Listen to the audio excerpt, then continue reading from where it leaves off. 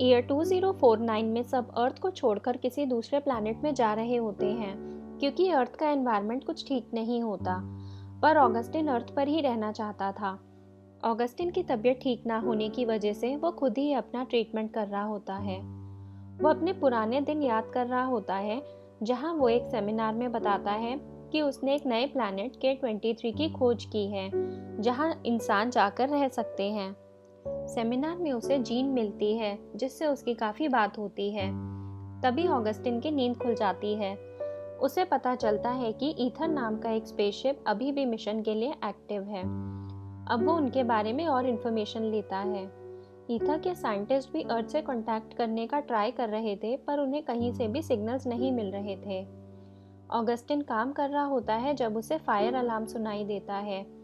वो किचन में आग बुझाने जाता है जब उसे वहाँ एक छोटी बच्ची दिखती है।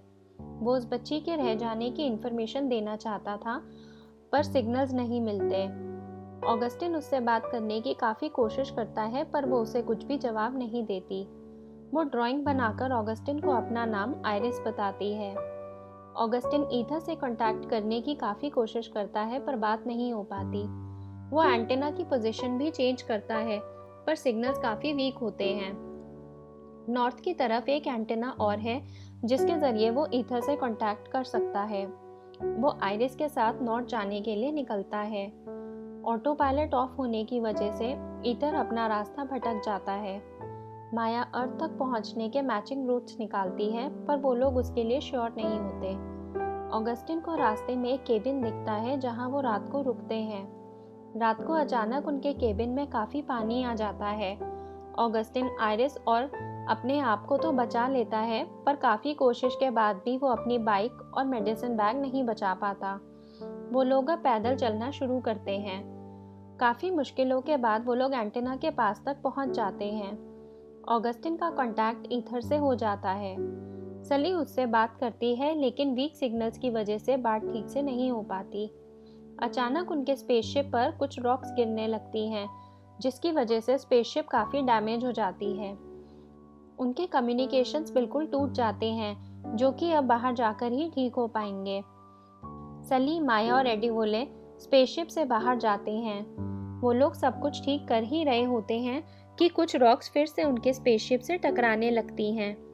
माया को अपने हेलमेट में ब्लड स्पॉट्स दिखते हैं। सली जैसे ही उसका हेलमेट उतारती है तो उसका खून बाहर निकलने लगता है। वो लोग उसे बचाने की कोशिश करते हैं, पर माया बच नहीं पाती। अर्थ के पास पहुंचते ही उन्हें उसका व्यू देखकर अर्थ की खराब कंडीशन के बारे में पता चलता है। सली ऑगस्टिन से कांटेक्ट करती है और उससे अर्थ में एंटर होने का सेफ रास्ता पूछती है, जिसके लिए वो मना कर देता है।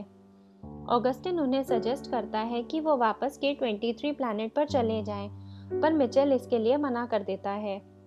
मिचेल एडिवोले से कहता है कि वो एक री एंट्री पॉड लेकर अर्थ में जाना चाहता है ताकि अपनी फैमिली को ढूंढ सके। सैंचेज उसके साथ जाने के लिए कहता है। सली ऑगस्टिन से बात करके उसे बताती है कि वो और एडिवोले K23 प्लैनेट पर वापस जा रहे हैं। वो उससे ये भी बताती है कि वो उसकी इंस्पिरेशन है और उसकी मदर जीन ने भी उसके साथ काम किया था। वो अपना नाम आयरिस बताती है। ये सुनकर ऑगस्टिन समझ जाता है कि वो उसकी बेटी है। ऑगस्टिन उससे K23 प्लैनेट के बारे में पूछता है।